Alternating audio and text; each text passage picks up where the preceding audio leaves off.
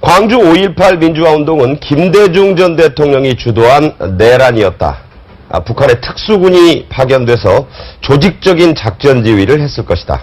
네. 이런 주장으로 5.18 유공자들로부터 명예훼손 혐의로 고발된 보수농객 지만원 씨에 대해서 최근에 대법원이 무죄를 선고했습니다.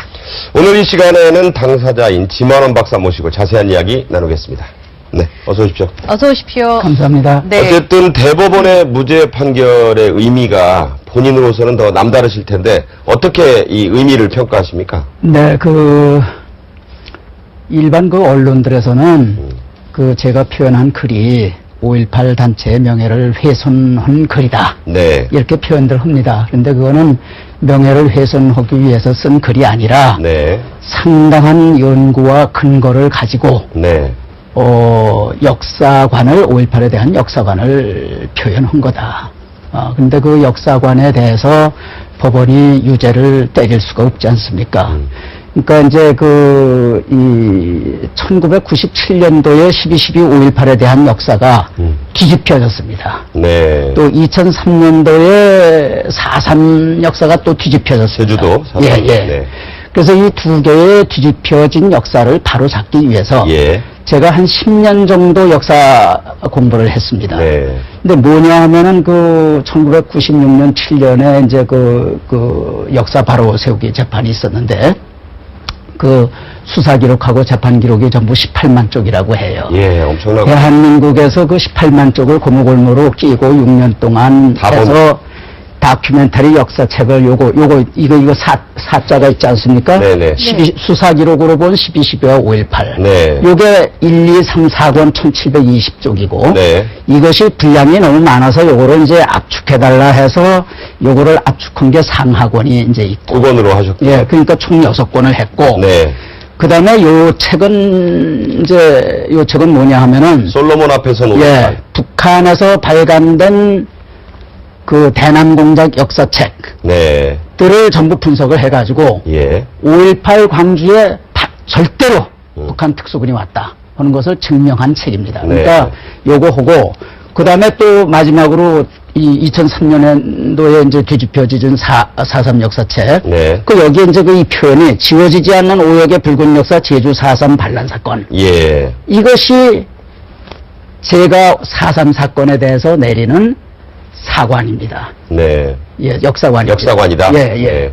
그래서 이런 역사관에 의해서, 그래서 제가 그걸 표현한 것이지, 예. 그냥 명예훼손 차원에서 표현한 것이 아니다. 그래서 이제 대부분의, 이 판결이, 1, 2심 판결이 이제 전부 이제 무죄로 나왔는데, 네네. 그 의미는 이제 뭐냐 하면은, 이제까지는 5.18이 민주화 운동이다. 근데 그 민주화 운동이라고 하는 개념에 반대되는 이야기를 하면은, 네. 5.18 단체들이 서울에까지 와서 린치를 강하고 폭행을 강하고 이랬어요. 네. 그 다음에 광주 검찰이 그냥 데려다가 광주로 데려다가 서울 사람을 광주로 데려다가 또 광주 재판사들이 이제 재판을 해가지고 광주 구치소 네. 구치소에다가 이제 가두고 뭐 이런 행동들을 했습니다. 2002년도만 해도. 예. 근데 이제 지금은 이런 과격한 다른 사람들한테 들릴 때는 과격하게 들릴지 모르는 역사관이지만은 네. 이렇게 표현을 해도 이것이 범죄가 되지 않는다. 그러니까는 이제까지 5.18에 5자만 거론을 해도 이제 머리를 쪼개놓는다, 도끼를 가져간다, 이런 험한 얘기가 이제 들렸는데 지금은 이제는 그렇게는 못한다. 그러니까 5.18에 대한 언론의 자유, 표현의 자유가 이제 마음껏 확보된 것이다. 네. 이렇게 의미를 부여하면 되겠습니다. 알겠습니다. 그러니까 대법원에서 내린 판결은 특정인을 지칭하지 않아서 명예훼손으로 보기 어렵다. 이렇게 원심을 확정했다고 뉴스가 나왔는데요. 그런데 만일에 1심 재판 판사들이 3번 바뀌었어요. 아, 그렇습니까? 두 판사는 기피했어요. 나 이거 못하겠다. 사건 자체를 회피했다. 회피했어요. 네. 그 다음에 이제 마지막으로 이제 합의부가 구성이 돼서 이제 했는데, 이거를 2년에 걸쳐서 15번을 했어요. 근데 첫 번째, 1심 재판장이 하는 소리가, 피고인은 지금 이 불구속 상태에서 재판을 받고 있습니다만은, 네. 언제라도 구속될 수 있습니다. 이랬어요. 예. 언제라도 구속될 수 있다고요? 예, 예, 판사님? 그런 말씀을 했어요. 그 예. 재판장이. 예, 예. 예. 그러니까는 이거 그 재판장이 얼른 들을 때는 이건 해괴한 얘기다 이렇게 이제 들린 거예요, 제 말이. 처음에 네. 예, 처음에. 목사님을 대면했을 때. 그런데 제가 이렇게 자료를 이제 막 제출하고 그러니까 이제 그게 공부가 되는 거예요, 재판장이. 예. 만일에 거기에 북한 특수군이 왔다 하는 심증을 갖게끔 재판장으로 하여금 갖게끔 못했으면은 저는 또 구속됐을 겁니다. 네. 그러니까는 이 1997년에 대법원이 이 역사 판결을 한 것을 1심, 2심에서 다시 그걸 뒤집을 수 없잖아요. 그렇겠죠. 그러니까 교묘하게 그렇게 피해간 겁니다. 그러니까는 정부가 설득이 된 측면이 있다라는 그렇지만은 이제 말씀이시죠? 언론의 자유는 확실히 확보가 돼요. 네. 예. 자, 다시 한번 여쭙겠습니다. 트위터를 통해서도 계속 그런 그 글을 좀 쓰고 계신데 두 가지 포인트잖아요. 5.18은 김대중 전 대통령이 일으킨 내란 사건이라는 부분하고 하나하고. 두 번째는 북한 특수군이 광주에 내려왔었다고 절대적으로 생각하신다는 부분인데 두 가지. 자, 예. 근거를 좀 그러니까는 이거를 읽으면은 네. 이건 진짜 김대중이 일으킨 내란 사건이로구나. 이렇게 인식 안 할 사람 저는 없다고 봅니다. 아, 그래요. 그 다음에 북한 특수군이 오지 않았다. 이렇게 부정할 사람 거의 없다고 생각을 합니다. 네. 저 여섯 분의 그런데- 책을 탕독을 예. 해야 됩니까? 예, 그런데, 이제 예를 들면은, 이 수사 기록은요, 수사 기록은 1980년대 수사 기록이나 1995년도의 수사 기록이나 똑같아요.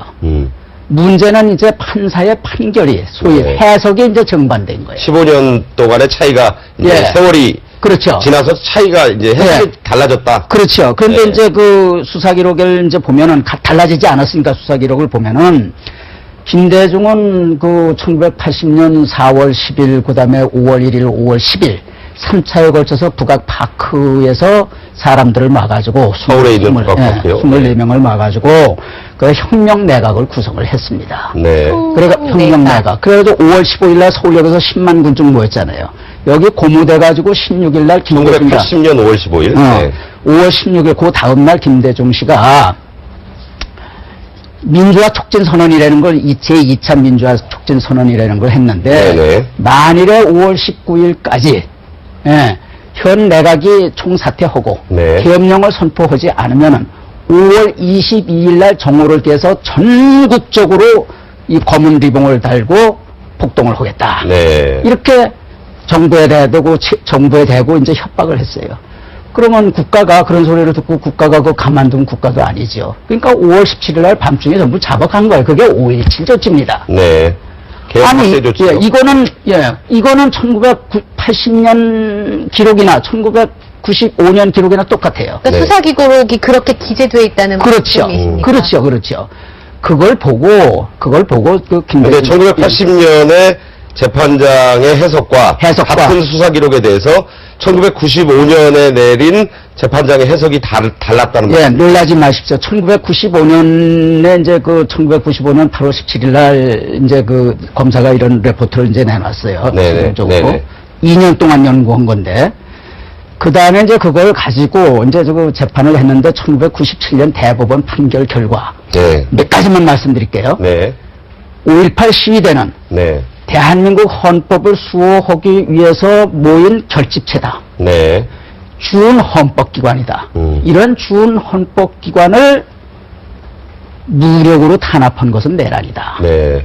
또 5.18 시위는 이 헌법 수호 세력인데 네. 이것이 전국적으로 이게 확산이 돼야 되는데 이것을 조기에 진압한 것은 네. 내란이다. 그 과정에서 많은 예. 사람들이 죽었기 때문에 내란 목적 네. 살인죄다. 알겠습니다, 박사님. 아니 어떻게 이런 판결이 됩니까? 네, 네. 이거는 북에서 내려온 인민군 판사가 하기 전에는 할 수 없는 예, 알겠습니다. 네. 소설가 황석영 씨가 이제 광주 5월에 민중항쟁 기록을 썼는데요. 예. 이분하고 맞짱 토론을 제의를 하셨어요. 예. 왜 그러셨습니까? 이게 황석영이 1985년도에 쓴 책입니다. 네, 지금 광주 5월 민중항쟁 기록. 예. 어둠을 넘어 예. 시대의 어둠을 넘어. 유명한 예. 책이죠. 풀빛 예. 천사. 이 책이 무슨 책이냐 하면은 이거 북한에서 발간된 책입니다. 이거 대예비인데. 조선노동상 예, 출판사. 이게 대예비인데. 광주의 분노요. 예. 이거 하고 그다음에 1982년도에 조국 출판사가 발행한 책인데 주체의 기치 따라 나아가는 남조선 인민들의 투쟁. 그 북한 조국 통일사. 예, 이게 대남공작, 1982년. 예, 대남공작 역사책입니다. 요거 두 개를 전부 발췌해서 종합한 책이 이 책이에요. 아, 그렇다. 네네. 그러면 이 책은 전부 북한의 시각으로 돼 있는 거예요. 음. 예. 근데 이 책이 대한민국에서는 전부 이 책이 교과서예요. 5.18 교과서야. 음. 국민들이 알고 있는 거는 전부 요대로 알고 있는 거예요. 예. 이거 전부 가짜예요. 제가 여기서 쓴 게 진짜입니다. 그러니까 맞짱 토론을 해야 되죠. 그러니까 맞짱 토론에 어떻게 황성희가 이런 북한 책을 베껴가지고 이걸 쓸고 있고 이것이 전 국민에게 5.18에 대한 교과서가 될 수 있느냐. 네. 그 다음에 두 번째, 황석영 씨가 1989년부터 91년 사이에 윤희상하고 같이 북한을 갔어요. 김일성 초청. 방북했었죠. 예, 윤희상하고. 뭘 했느냐 하면은 북한이 5.18 영화를 만들어. 우리는 2007년에 화려한 휴가를 만들었지. 예, 예. 네. 거기는 1991년에 상영이 됐어요. 북한의 5.18 영화가. 북한판 5.18 영화. 예. 네. 그게 이제만 님을 위한 교양시야. 아, 그 시나리오를 황석영이가 썼고, 네네. 그 배경음악을 윤희상이가 깔았는데, 네네. 그 배경음악이 뭐냐? 임을 위한 행진곡이에요. 네. 예?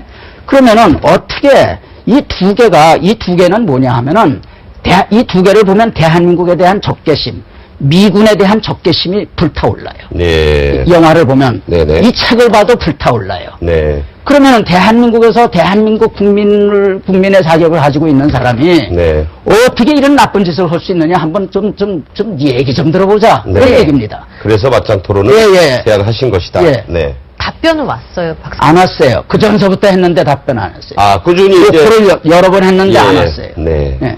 한번 그 토론이 성사돼서. 좀 해주십시오. 예, 뭐 정말 사실관계를 가지고 한번. 그러니까 국민들에게 사실관계를 가지고 예, 예. 하자는 엄밀한 거죠. 사실관계만 가지고. 아유, 얼마나 좋습니까? 네네. 예, 예. 알겠습니다. 예. 그런 자리가 한번 마련됐으면 좋겠습니다. 감사합니다. 네. 네. 지명원 박사 모시고 말씀 나눴습니다. 고맙습니다. 고맙습니다. 아이고, 감사합니다.